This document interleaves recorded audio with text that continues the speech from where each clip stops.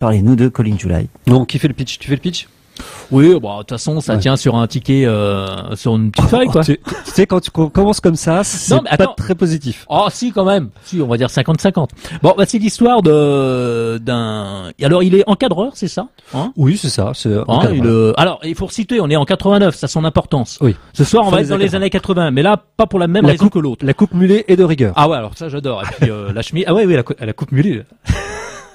Là, ils ont voulu le punir ou quoi? Ça détonne quand même par rapport aux autres. Enfin bref, donc c'est Michael, notre Dexter national, qui incarne ce jeune américain qui a sa propre affaire, donc sa femme, il a une charmante épouse, un jeune garçon, donc voilà, l'américain moyen quand même. Ouais, voilà, dans une petite ville tranquille. Voilà. Jusqu'au jour où sa vie tranquille, enfin ça vient très rapidement parce que c'est dès la première séquence en pleine nuit. Il est réveillé et là dans sa maison il y a un intrus, un cambrioleur et par un geste par pur hasard en fait, il a le doigt qui glisse sur la détente, il tue par inadvertance la personne.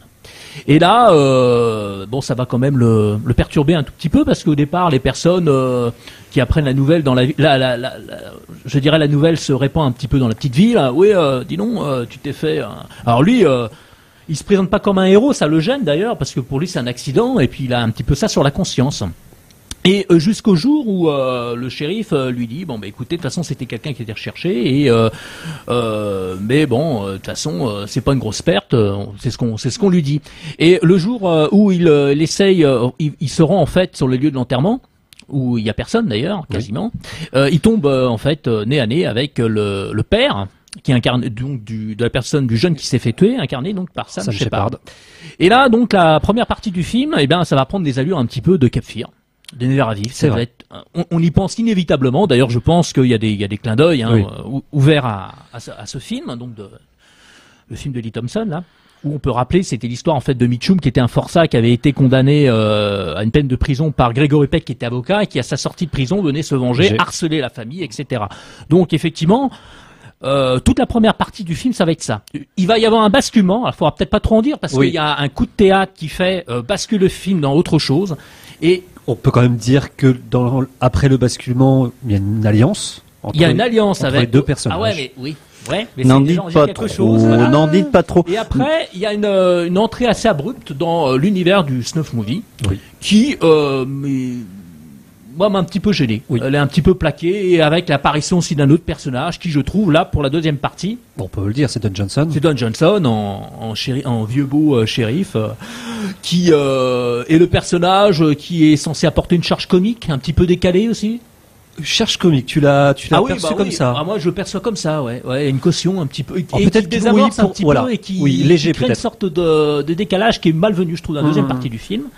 Mais pour la première partie, moi je trouve que c'est un condensé de tout ce que faut l'assumer comme tel. C'est un hommage au film des années 80. D'ailleurs, la typo des films de Carpenter est respectée avec les synthés, les musiques très carpenteriennes, même toutes les, je dirais la montée dramatique, qui est il y a une véritable montée en puissance, je trouve, dans la première demi-heure, 3 premiers quarts d'heure, qui est bien amenée. Il y a des séquences de tension qui sont bien foutues. Bon, on a déjà vu ça, mais on prend quand même un malin plaisir à revoir ça parce qu'on sait qu'il y a, c'est un hommage, quoi, ni plus ni moins à ce qu'on a vu par le passé. Et notamment, j'aime beaucoup la séquence où ils attendent dans la maison l'arrivée potentielle de Shepard. Avec les flics partout et finalement. Il va arriver en fait d'une manière dont on l'attend pas. Voilà, donc la sauce prend. Après, donc c'est suffisamment concentré pour nous mettre dans un état de tension permanent, je dirais. Mais après, ça s'enlise, je trouve. Dès lors que on tombe dans la chasse, en fait. On va dire la deuxième partie du film. Et puis surtout, ce que je comprends pas, il y a des partis pris au niveau du récit qui m'échappent, c'est-à-dire que on abandonne certains personnages, notamment le shérif complotiste, etc. On ne sait pas ce qu'il devient, donc voilà. Et puis je trouve que ça tombe dans une... même au niveau hommage, au niveau mise en scène, je trouve que c'est d'une plus grande facilité. Ça prend moins en...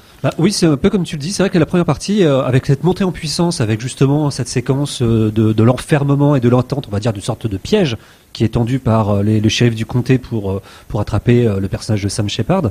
Donc et c'est vrai qu'il y a une montée en puissance en fait de la tension jusqu'à cette séquence-là. Après, il va se passer quelques événements qui va amener en fait au retournement en fait d'une situation.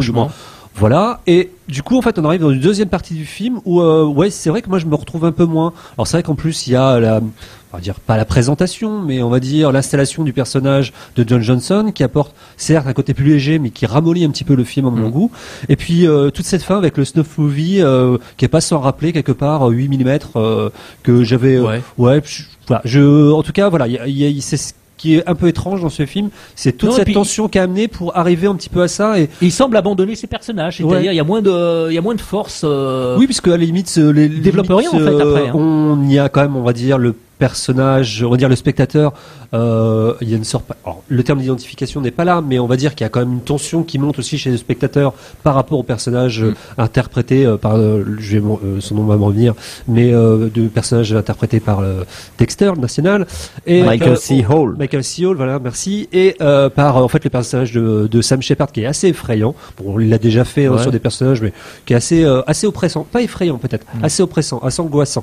Et du coup en fait après en fait on n'a plus rien parce qu'en fait il n'y a plus d'attachement au personnage, il n'y a plus d'inquiétude pour les personnages, et en fait les personnages qui sont en face ne suscitent pas non plus d'émotion. Donc en fait on a une sorte de film un peu, moi j'ai l'impression dans la seconde partie, peut retrouver dans certaines séries télé où il y a une débauche de violence, où finalement on regarde ça comme on pourrait regarder autre chose, et voilà. Qui est illégal d'ailleurs, qui est illégal aussi justement. Oui. Il pourrait y avoir un climax, même pas, il y a des pointes et puis ça retombe, etc. Et encore, tu parles de climax. Et puis là. Moi, ça m'a fait penser. Alors, je sais pas si c'était délibéré aussi, un clin d'œil aussi à ce qu'a été aussi le cinéma des années 80. Si on peut parler de morale, mais voilà, c'est grosso modo, c'est un peu une morale bien américaine, un peu côté justicier, tu trouves? Ouais, paraît-il. Ah bah oui, c'est quand même radical, quoi. Ah oui. Ouais, en même temps, le basculement d'ailleurs, cette morale, elle est là dès le départ du film. En gros, la justification de la mort du jeune, tout ça parce qu'en gros. Sauf que Michael Hall bascule de l'autre côté parce que c'est quand même quelqu'un qui a des principes. Il est dans la culpabilisation dans la première. Quel est l'élément déclencheur qui fait qu'il tombe? C'est le premier à revenir, puis à. Ouais, mais il y a l'horreur, on va dire, qui est une motivation. Il y a une horreur, et il a une souffrance en fait d'autres personnages qui fait que quelque part il y a une justification. Alors la morale, je l'ai pas senti comme telle. Mais donc la violence est justifiée, mais bon. Non, elle n'est pas justifiée. Non, parce qu'en fait, justement, comme je disais, en fait, comment s'appelle, la seconde partie du film, en fait, me laisse totalement froid, ou du moins, voilà, il y a une sorte, ils sont partis en fait dans une sorte de mission un peu punitive. Ils partent défendre Fort Alamo.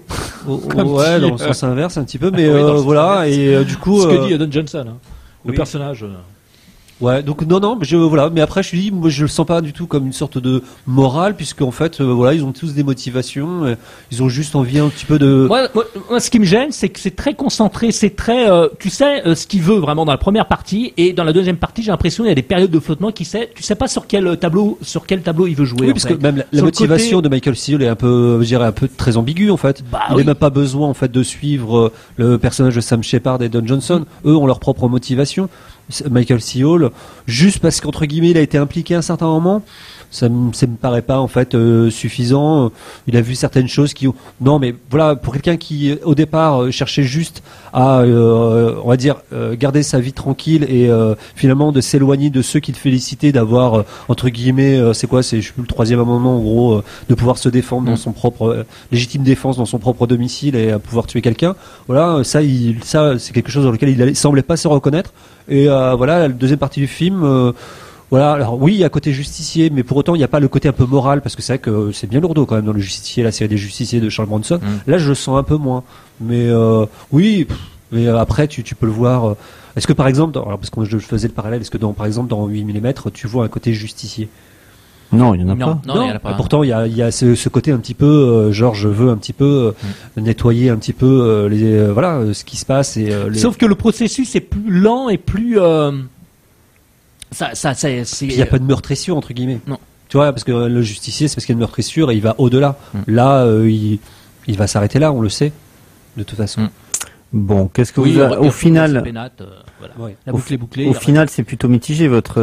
C'est plaisant. C'est plaisant. Voilà, j'ai passé un bon moment quand même. C'est amusant cette plongée en fait, de ce retour dans les années 80. Donc c'est vrai que c'est amusant, c'est assez plaisant, et que la première partie du film, en fait, on se laisse un petit peu. Ça fonctionne bien. Ouais. Elle fonctionne bien. Après, on lâche un petit peu. Même moi, je lâche un peu quand totalement. Même pas mal, j'attendais presque parce qu'en plus il dure 1h. 1h49. Moi ça m'a paru long en fait la dernière partie. Donc en fait, on attend presque que ça se termine en fait pour se dire bon bah voilà, c'est la fin du film, parce que en fait la seconde partie du film, on sait comment ça va se terminer, on attend juste que les choses se mettent réellement en place, et puis il y a aucune surprise en fait à la fin, voilà, ce qui devait arriver pour certains personnages arrive pour d'autres, voilà. Donc non, puis la deuxième partie, on va dire familièrement, c'est mou du genou quand même.